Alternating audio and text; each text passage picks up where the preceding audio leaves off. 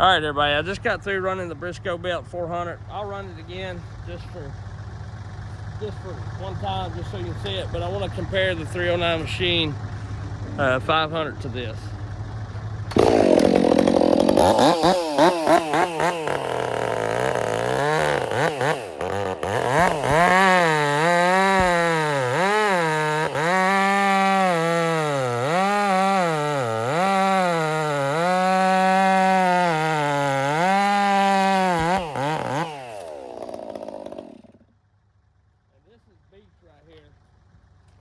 Beech is really well, it's pretty hard wood, and of course this is a funky piece. It's half frozen. So anyway, we've had rain, and all week long the high temperatures has not been over 20 degrees, so it's been really cold.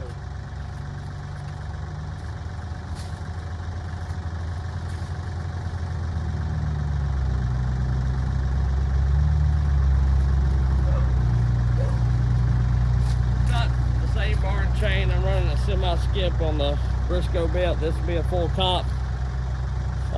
Also did put fabbed a pipe on this. All I did was take the 562, 572 pipe and put a new end on it so it'd fit the 500i, and there you go. So, you know, I had a guy tell me that he put a pipe on his and it put it right where he wanted it to be. I can go ahead and tell you, I put this pipe on here. May not be the right pipe, you know. He said he bought one like Bucking Designs or Super Cool Saws or whatever. But those things are outrageous. I hate to pay $2,000 for a saw and then have to turn around and pay $500 to $1,000 for a pipe. And so to get it cut like I want, when I just get the Buxton saw, and it's got the straight shot on it and go on. Now that to me, and some people don't even like them. I was talking to Jason Egan. He said some people didn't like the deflector, but now that Egan's got that deflector on there, I think that's the best muffler cover you can buy, honestly. So anyway, we'll run it. We'll see. I gotta warm it up.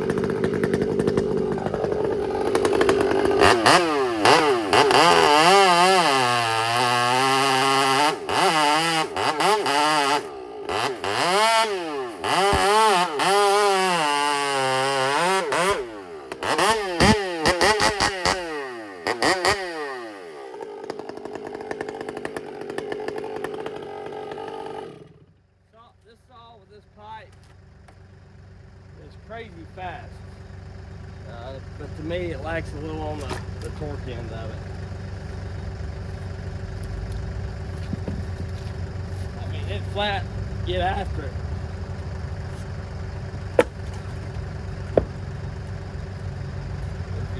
If you had a pretty hungry chain and you don't give it no pressure,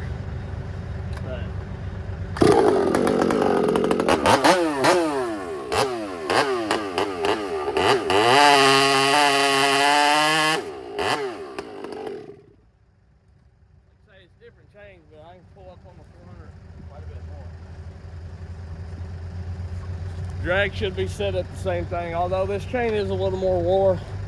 The teeth are a little smaller, that makes a difference.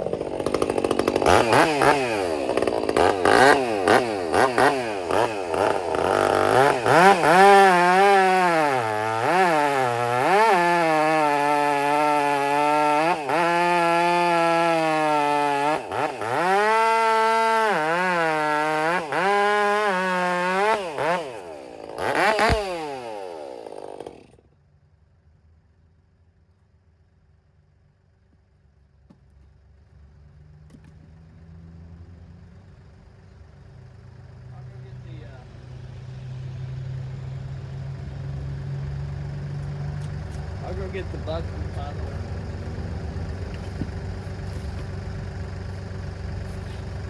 This is a pretty tough piece of wood, so it's hot in it.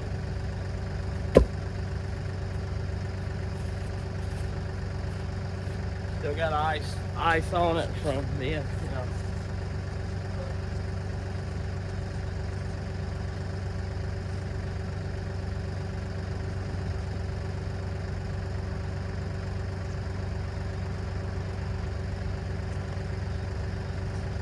This pretty well has the same chain as the 309 500. It's my grind, raker set at my height.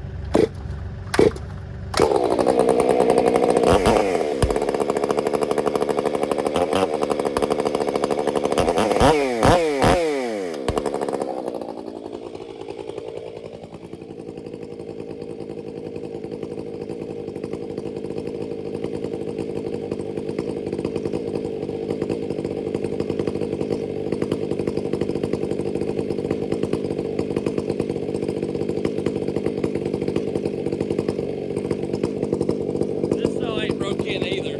It's still only got 5-6 tanks on it, so.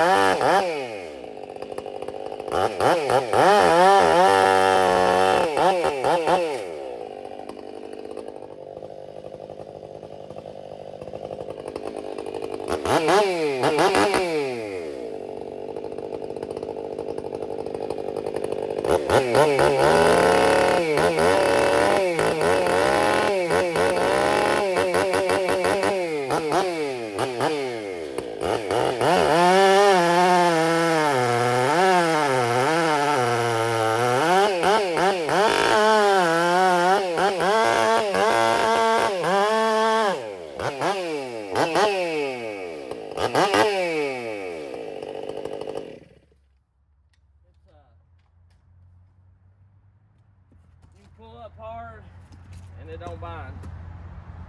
Which I think these chains, you know, with them being full comp, and I've ripped quite a bit with the Brisco 400, so it's not quite as aggressive, but you see what I'm kind of getting at.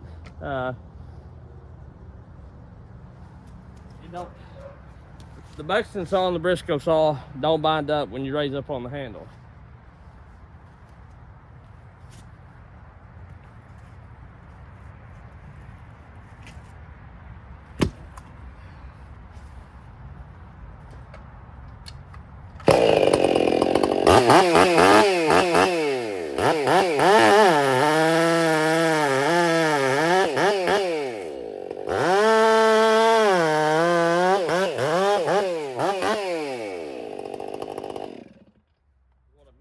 That's what I like.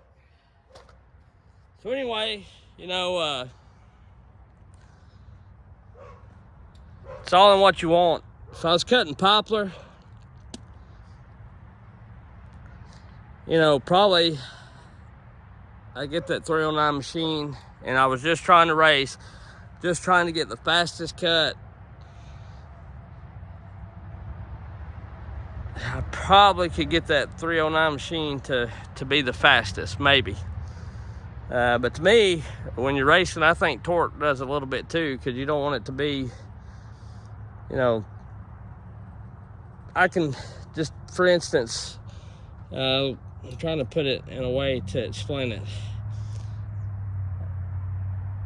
Say that Buxton saw may only turn 13.5, but I can hold it, push on it hard, lean on it hard, it only goes to 11.5, for instance. I don't know, I ain't put a tack on it, but just per se, the 309 machine saw, it may, if it didn't have a limited coil, it would turn 14.5, 15. But when I lean on it, it'll drop to 8, you know what I'm saying? So, more change, like a higher chain speed or like a faster feel, if you're not leaning on it. But as far as all overall work saw, to me, that's it. Even with that pipe, it still didn't help it. And the pipe may be not helping it. It helped it some, but, you know, I probably could play with it and get it a little better here or there, you know, whatever. I don't think pipes make that big of a difference over a modded muffler, if any. Maybe just a tad, depending on how it's built. And sometimes I think they even hurt the saw. The best way, I think, get an Egan straight shot or a bark box, open the bark box up just a little bit, because I did that to the 462, Brisco belt 462, and it seemed like it helped it give it a little more bottom end. So anyway, and like I say, I haven't cut nothing but really tough wood, some couple-year-old hickory back there, and this frozen hard maple, so, and this frozen beech, and that's getting about as tough as you can get. So anyway, that's my thoughts on it. We'll catch y'all later, and that's the progress that I've had on the saws. I'm gonna continue to break these in, and the 309 may even need a little more breaking in. They don't have a ton of tanks on it either, so I'm gonna continue to run these saws, and here in a couple months, after I do some tree jobs and do some more firewood and work these saws pretty hard, we'll look at them again and see the progress they've made. But yeah, so we'll catch y'all later. I appreciate you. If you haven't, like, subscribe, hit the bell, do all that kind of stuff. It don't cost anything to subscribe.